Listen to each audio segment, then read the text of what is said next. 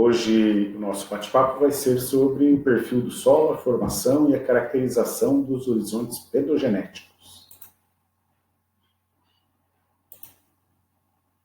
Quando a gente fala em perfil do solo, a gente está avaliando, na realidade, como é que o solo foi formado, né, os processos de formação dele, e as camadas que são formadas e horizontes, que a gente chama especificamente. Então, o perfil do solo, ele é definido e nominado de acordo com os horizontes principais em letras maiúsculas, O, H, A, E, B, C, F e R. Para dar uma ideia melhor do que é esse perfil e esses horizontes, então está aqui a descrição deles, né? Cada um tem uma característica específica que dá origem, então, a esse nome que a gente viu. Do horizonte O ao R, que é a rocha, cada um com sua característica. Então vamos dar uma olhada aqui um pouco mais detalhada. O horizonte O, normalmente é uma camada superficial, e está aqui a descrição dele, né? O horizonte O, está aqui, é uma camada, então, né?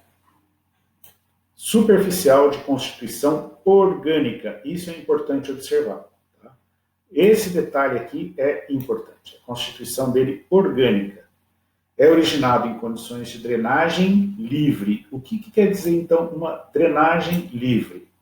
Quer dizer que esse horizonte, quando a chuva cai sobre ele, existe aqui realmente uma infiltração rápida, né? Drena, não fica encharcamento nesse solo. Se o solo não está encharcado, isso quer dizer que ele vai fazer com que a água passe rapidamente e esse horizonte se mantenha oxigenado, certo? Então, o horizonte A é formado em condições de drenagem livre, em que chove e a água penetra naturalmente, certo?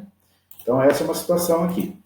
Outra situação que nós temos é o horizonte H. O horizonte H, ele se forma exatamente no mesmo lugar do horizonte O. Ele substitui aqui, então, o horizonte O. Ele se forma aqui na superfície, tá? Qual que é a diferença de O e H? É que o H é uma camada orgânica, pode ser superficial ou pode ser um pouco mais abaixo, mas é uma camada orgânica sob condições de prolongada estagnação de água. Ou seja, é onde existe acúmulo de água, não existe a infiltração. Então, ao invés de eu ter processos de decomposição da matéria orgânica mediados pelo oxigênio, eu tenho, então, uma decomposição em ambiente com pouco oxigênio, e forma esse horizonte chamado horizonte H. Beleza? O horizonte A, então, é um horizonte que já não é mais um horizonte orgânico, não tem constituição orgânica, mas ele é bastante escuro. Por que ele tem esse escurecimento? Esse escurecimento quer dizer que ele tem incorporação de matéria orgânica no seu horizonte. Entendeu? Então, mesmo ele não sendo orgânico, porque o teor de matéria orgânica dele não é tão alto, mas ele é escuro por causa dessa matéria orgânica incorporada nele.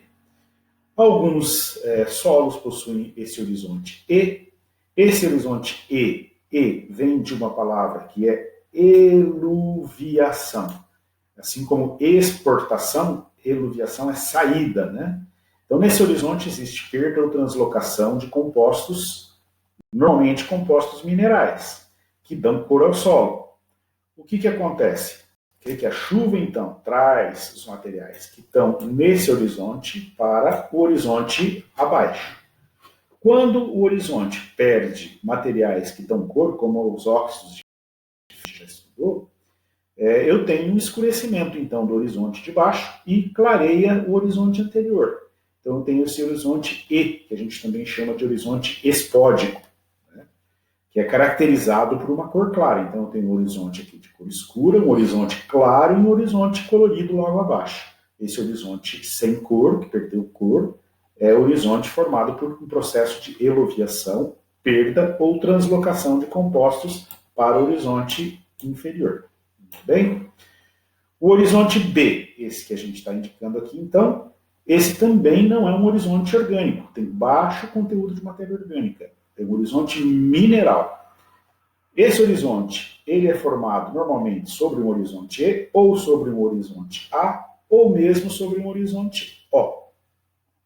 O que acontece no horizonte B? Materiais que foram translocados, translocados das camadas superiores para ele, como argila, se acumulam aqui. Se eu tenho um horizonte com acúmulo de argila, eu tenho, então, normalmente, cor mais acentuada, cor mais viva, e uma quantidade de argila maior do que dos horizontes superiores. Então, a caracterização horizonte mineral subsuperficial, formado abaixo, então, de horizonte E, A ou O, onde ocorre a acumulação de material lixiviado. O que é lixiviado? Arrastado pela chuva. E a maior expressão dos processos pedogenéticos, ou seja, o máximo desenvolvimento. E tem cores mais vivas, é uma característica específica do horizonte B. Muito bem. Horizonte C, ou camada de sedimentos, ou saprolito.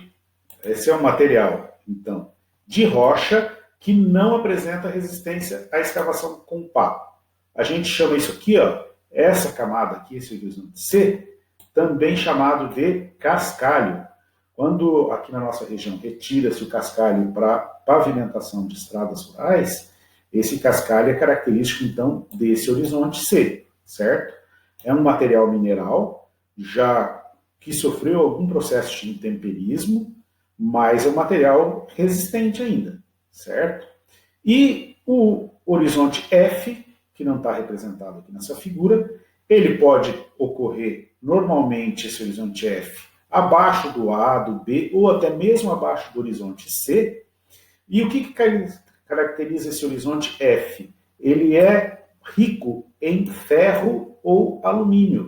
É um horizonte onde acumula ferro. A gente chama esse horizonte, então, de horizonte férrico, né? É pobre em matéria orgânica.